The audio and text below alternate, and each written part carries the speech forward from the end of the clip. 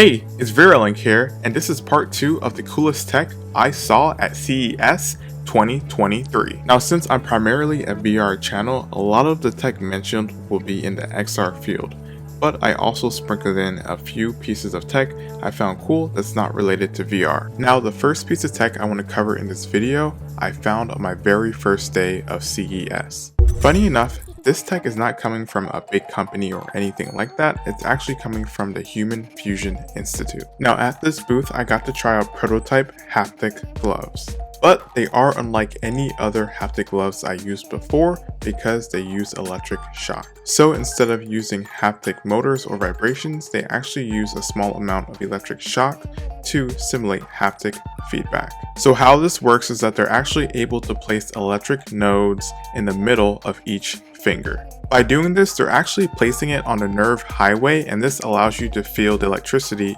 in your fingertips. And of course, all of these electric nodes will be inside of the glove that we're going to be wearing, and they were going to be grounded out to your elbow. So when trying out this glove, you're going to have to roll up your sleeves because it is grounded to your elbow. So if this ever does make it to market, you can only basically use this glove if you're wearing short sleeves. Now, putting on the glove itself was actually pretty easy, even though it was a prototype. But with that said, it did take a few minutes. Although that could be said because I was the first person to actually try this out during CES. So I'll give them the benefit of the doubt for that. Now while watching them, I noticed the secret behind putting these gloves on. You just have to make sure all the nodes line up to their expected locations. And then after the gloves are on, you just ground them to your elbow like I said before. Now one thing that I completely forgot about when trying these gloves on was how they were going to be powered. So they're actually powered by a battery bank in a fanny pack, and I thought that was really cool and inventive because it allows you to move around but not getting tripped up by a bunch of wires. But once this actually gets released to the public, I'm pretty sure they're actually just going to use something else.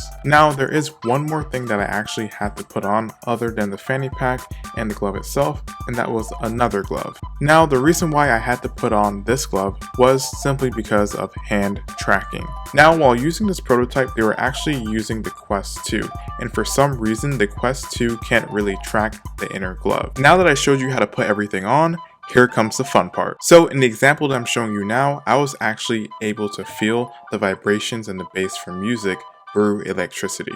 And I'm not gonna lie, at first it was kind of scary. So yeah, this really does feel shocking. At first you are kind of scared, but as you continue using it, you do really feel a sense of touch because you're passing through different thresholds.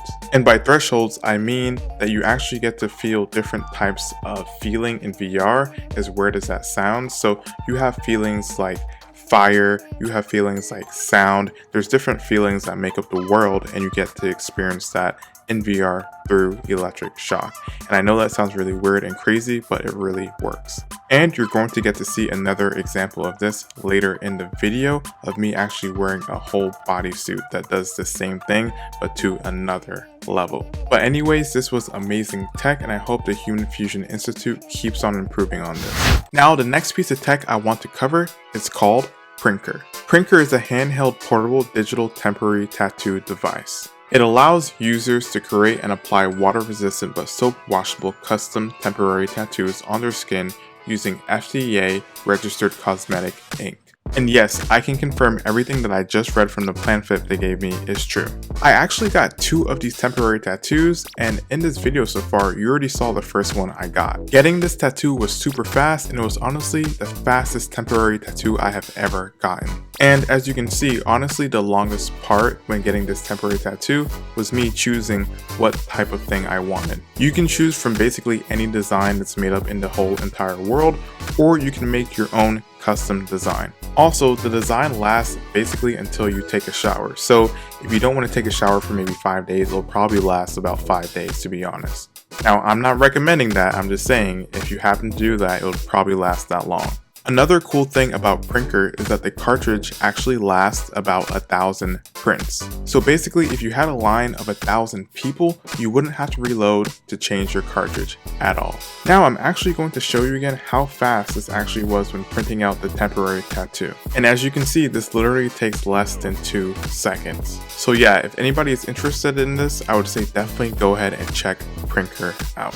Now honestly guys, I have never heard of this headset before, and it is called the XTell 3. Without a doubt, I think this is now the biggest VR headset I have ever tried on in size. But I definitely understand why it's so big, because the specs are insane. It has crystal clear 8K resolution, plus custom-made non-Fresnel VR lens. It has the combination of 180 horizontal and 90 vertical field of view. This headset is also highly customizable software-wise and hardware-wise. And of course, with a headset this big, it does also come with eye tracking. So this headset is capable of foveated rendering. Now, with all that said, this headset is definitely not for the everyday person. In fact, it's mostly used to train pilots, and that's what I was able to do in this setup. In my case, this was a helicopter pilot setup. If you ever find yourself in a position like this, I would definitely say try this out. It's super cool. I basically learned the basics of flying a helicopter, and I never thought I would ever learn anything like this before. They even go so far as showing you how to land, but of course, I crashed it. I know this may look like a regular chessboard, but it's actually a piece of tech. This is the world's first telerobotic chessboard, meaning that it's the first physical chessboard that lets you play with anyone around the world. This chessboard is made by SquareOff, and it's packed with features. For example, in this clip, it's resetting the pieces for you. I couldn't get any footage of an actual match playing because I saw this when I was just passing by and I just thought this was cool, but I definitely can understand what they're going for. Some features include being able to play with other people across the world if they also have this chessboard. It also has a built-in AI that you can play. The AI can adjust with your expertise and grow with you. So if you're just starting out and you're getting better and better, the AI will upgrade with you. And one of the coolest features that they have is that you can actually live stream live chess matches on this chessboard. So what that means is that you can see a game play out from each opponent's perspective, and all of it is in real time. So everything I just mentioned is connected with the SquareOff app. The app, you can actually go back in your play history, and it can give you tips to make you do better. This suit is one of my favorite pieces of tech that I got to try out at CES. This is called the OVO Suit, and it brings physical sensations to life. Gunshots, okay. Oh my god. OVO sensation technology uses an algorithm which modifies 9 different parameters of the wave for you to feel infinite different sensations. When I tried out the OVO shirt, they actually had to find my exact size. So I'm guessing when you order it, make sure to give them your exact measurements. Because when they actually measured me, they didn't really have a suit that fit my size, so I ended up getting a suit that was a bit too small for me. But I believe when it comes to a suit like this, tighter is better. Now the OVO suit you're about to see me try on is going to be looking a bit different than the one I showcased first. And that's just because this is just the original OVO suit and the other one is the Founders Edition. The only difference is the colors. Now here's a 360 look at the suit.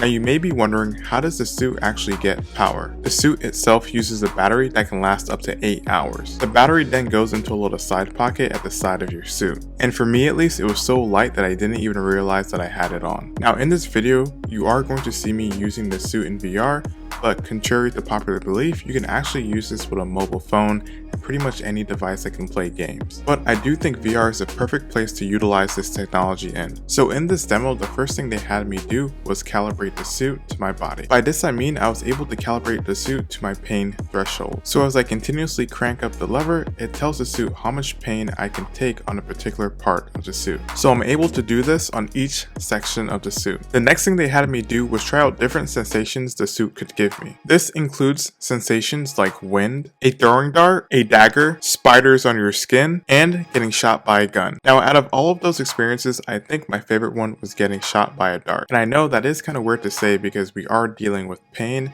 but it honestly gets you kind of excited because you've never felt anything like this before. Oh my god.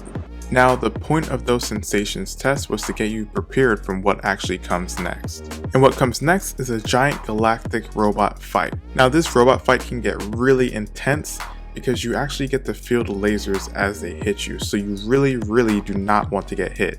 They actually really do hurt. And I don't know if this makes sense, but these shots don't feel like gunshots. They actually feel like laser shots, or what you think a laser shot would feel like. And that's something I've noticed throughout the whole demo. Every single thing that I've tried out actually feels like how they were going to feel like in real life. So yeah, the OVO suit definitely lives up to the hype. So OVO, if you're watching, send me a review kit. This is amazing, and it is just an awesome achievement. Review. That was amazing. Like you can feel it. Like you don't want to get hit. You really don't want to get hit. Woo, that was good. This next device is from the company BRELYON, and it's called Ultra Reality. This is the first display to give image depth. So it allows you to get a massive field of view and screen size while also getting you immersed. And over here is the 8K display unit. Now this unit is a beast, but I'm going to explain that later. Right now we're just looking at the regular Ultra Reality unit. This display makes you feel like you're looking at a movie screen, but just 5 feet away. This also has a depth profile which emulates the curvature of your eyes. So this is said to give you more comfort to your eyes compared to flat screens. But my favorite thing about this would have to be the depth. You can really differentiate what's in the foreground and background. It almost feels kind of like VR, but with a mixture of a hologram. Now BRELYON's goal is to change out the regular monitors with these displays. And honestly, I think I'm down for it, especially when it comes to watching movies or playing video games. It does feel so much more immersive than a flat display. If I had to compare, it would be like VR versus a regular flat screen. Now the BRELYON 8K model is even more immersive. It feels like you're looking into a VR headset without having it on. If you want to see everything that's going on in the shot, you would literally have to move your head. Personally, I think the 8K model could be used for regular work tasks, just because it has such a large field of view.